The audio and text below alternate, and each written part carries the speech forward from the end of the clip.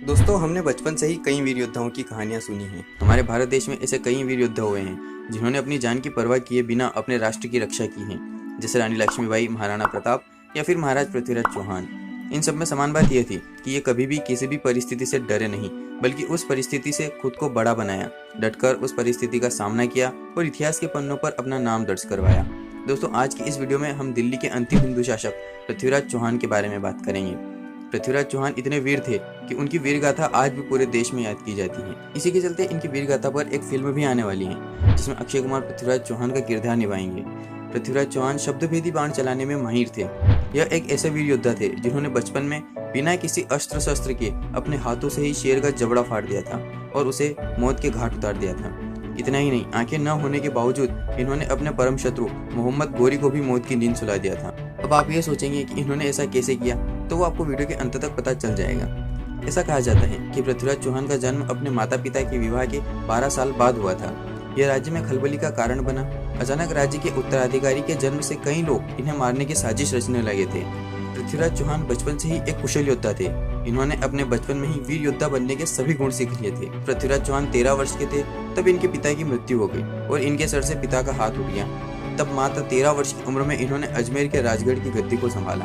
दोस्तों, पृथ्वीराज के दादा अगम दिल्ली के शासक थे। इनके दादा की इकलौती संतान इनकी मां थी, तो दिल्ली का कोई उत्तराधिकारी नहीं था।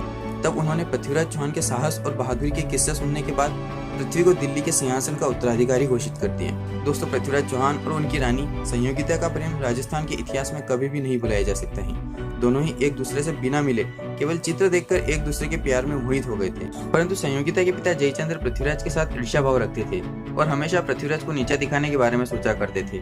जब जयचंद्र को इस बात का पता चला कि उनकी बेटी पृथ्वीराज से प्रेम करती हैं, तब उनको पृथ्वीराज को नीचा दिखाने का मौका मिला और उन्होंने अपनी बेटी का स्वयंवर आयोजित किया।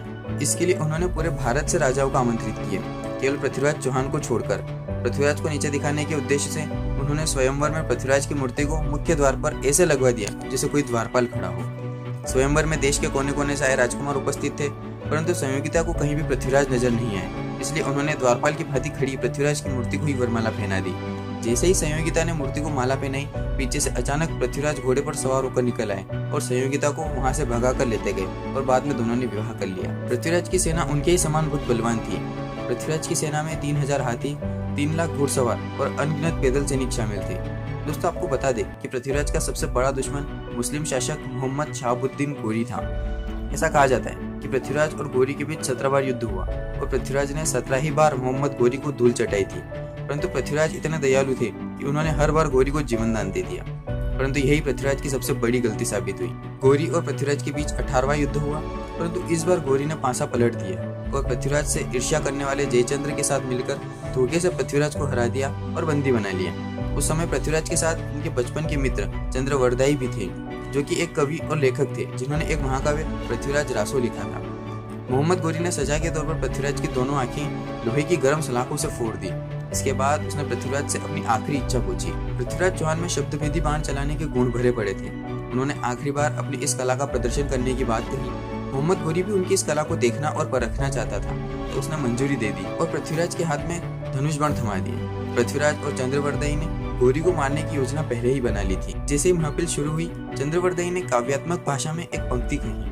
पंक्ति सुनते ही गोरी ने पंक्ति की सराहना करते हुए शाबाश कहा और वैसे ही दोनों आंखें खो चुके पृथ्वीराज ने अपने शब्दभेदी बाण से गोरी को मार गिराया और इसके तुरंत बाद पृथ्वीराज चौहान और चंद्रवरदाई ने भी एक दूसरे की हत्या कर दी। और जब पृथ्वीराज की मृत्यु की खबर संयोगिता को हुई, तो उन्होंने भी अपने प्राण ले लिए। दोस्तों, उम्मीद करता हूँ आपको महाराज पृथ्वीराज चौहान की कहानी जरूर पसंद आई होगी।